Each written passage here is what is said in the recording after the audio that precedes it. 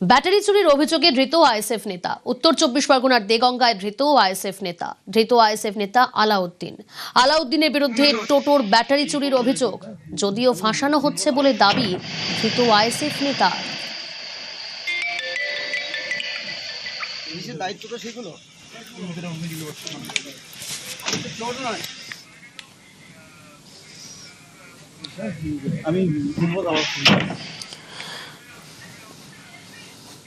সরাসরি নজর রাখবো রামপুরহাটের দিকে। সেখানে এসপি সংবাদ মাধ্যমের মুখোমুখি আশিস বন্দ্যোপাধ্যায়ের মৃত্যু তদন্তে। Rampurhat government medical college and হসপিটালে রিমুভ করা হয়েছিল। ওখানে ইনকোয়েস্ট প্রসিডিংস চলছে এন্ড ময়না তদন্ত হচ্ছে। আমরা খতিয়ে দেখছি ব্যাপারটা কি কারণে উনি যে প্রাইমা ফেসি যে বুঝে সুসাইড করেছেন, কি কারণে করলে, কি আছে ব্যাপারটা, সেটা নিয়ে ইনকোয়ারি আমরা করে দেখছি। সাইকেল কেস কি হয়েছে না, এখানে প্রোমোটো কেস মানে কি? মানে আশিস বন্দ্যোপাধ্যায়ের মৃত্যুতে কোনো শতপ্রণোদিত মামলা কি করছেন আপনারা? না, পুলিশের কাছে কোনো অভিযোগ বা সেরকম কিছু ছিল না।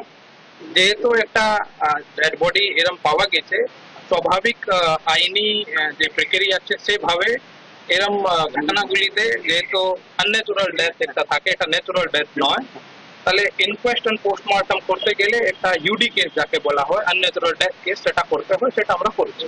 সাইকেল হোটেল অ্যারেস্ট হয়েছে, তার কাছ থেকে বেশ কিছু বিদেশি মুদ্রাও পাওয়া গেছে। কারেন্সি সেটা যে মোহাম্মদ বাজার থানার যে কেস আছে অর্গানাইজ ক্রাইমের কেস, সেটার তদন্তের ক্ষেত্রে কিছু লিঙ্কেজে যে লিডস পাওয়া গেছিল সেগুলোকে ওয়ার্কআউট করে ওনাকে জিজ্ঞাসাবাদ করা হয়েছিল, ওনার বাড়ির যে লোকগুলোকে, এন্ড জিজ্ঞাসাবাদে যখন সন্তোষ ভাবে কোনো সদুত্তর ওনারা দিতে পারেননি, ওদেরকে সাসপিসিয়াস এগুলো করে জেরা করে বোঝা গেল। তারপর ওনাদের বাড়িতে সার্চ করা গেল, ওখান থেকে কিছু ডকুমেন্টস এন্ড জিনিসগুলো পাওয়া গেছে যেগুলো যে অর্গানাইজ ক্রাইমের সঙ্গে লিঙ্কেজ গুলোকে একটু প্রমাণ করছে। তারপরে সার্চ করার পরে ওনাকে জিজ্ঞাসা করার পর অ্যারেস্ট করা হয়েছে। বাদ বাকি তদন্ত। এই কারেন্সি যেগুলো পাওয়া গেছে, এই কারেন্সির মধ্যে কি কোনো অন্য কোনো যোগ আমরা দেখছেন? আছে ওখানে ইন্ডিয়ান কারেন্সি, কিছু ক্যাশ টাকা ছিল, তার সঙ্গে কিছু খুব অল্প পরিমাণে ফরেন কারেন্সি ছিল। ওটা হ্যাঁ, আরব আর পাকিস্তানি কিছু কারেন্সি খুব অল্প সংখ্যা ছিল। সেটা আমরা ইনভেস্টিগেশন করে দেখছি কি আছে, কোথা থেকে এসছে, কেন।